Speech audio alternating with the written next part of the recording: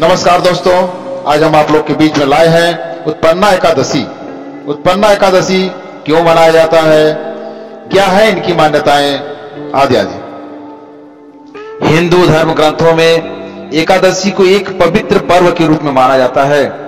हिंदी पंचांग के अनुसार प्रत्येक माह में 2 एकादशी आती है, जिसमें एक शुक्ल पक्ष की एकादशी होती है और दूसरी कृष्ण पक्ष की। उत्पन्ना एकादशी मार्गशीर्ष मास के कृष्ण पक्ष में मनाई जाती है। एकादशी का शुभ फल प्राप्त करने के लिए इस व्रत का अनुष्ठान, पूजा पाठ सब शुभ मुहूर्त में करना चाहिए। उत्पन्ना एकादशी का व्रत पूरे नियम, भक्ति भाव और विश्वास के साथ रखा जाता है। ऐसी मान्यता है कि उत्पन्ना एकादशी का व्रत रखने का फल अश्वमेघ यज्ञ और तीर्थ स्थानों में स्नान, दान आदि से मिलने वाले पुण्य से भी अधिक होता है। उत्पन्ना एकादशी व्रत में श्री विष्णु की पूजा का विधान है। तो आइए दोस्तों जानते हैं कि उत्पन्ना एकादशी कब मनाई जाती है और इससे जुड़ी हुई पौराणिक कथा। उत्पन्ना एकादशी मार्गशीर्ष मास के कृष्ण पक्ष में मनाई जाती है।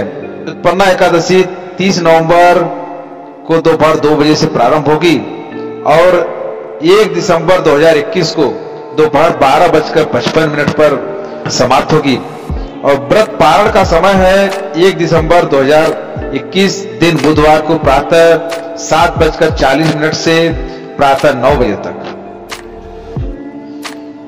तो आइए दोस्तों अब चलते हैं उत्पन्ना एकादशी से जुड़ी पौराणिक कथा की तरफ। उत्पन्ना एकादशी की कथा के अनुसार सतयुग में मुरु नाम का एक असुर था जो बहुत ही अत्याचारी था। मुरु नाम के इस असुर ने देवलोक में सभी देवों को परास्त कर भगा दिया था और इंद्रदेव को अपना बंधक बना लिया। सभी देवता अपनी इस समस्या को लेकर भगवान शिव के पास गए। तब भगवान शिव ने उन्हें क्षीर सागर में भगवान श्री विष्णु के पास जाकर उनसे सहायता मांगने के लिए कहा। सभी देवता क्षीर सागर में पहुंचे और श्री विष्णु से अपनी व्यथा बताई।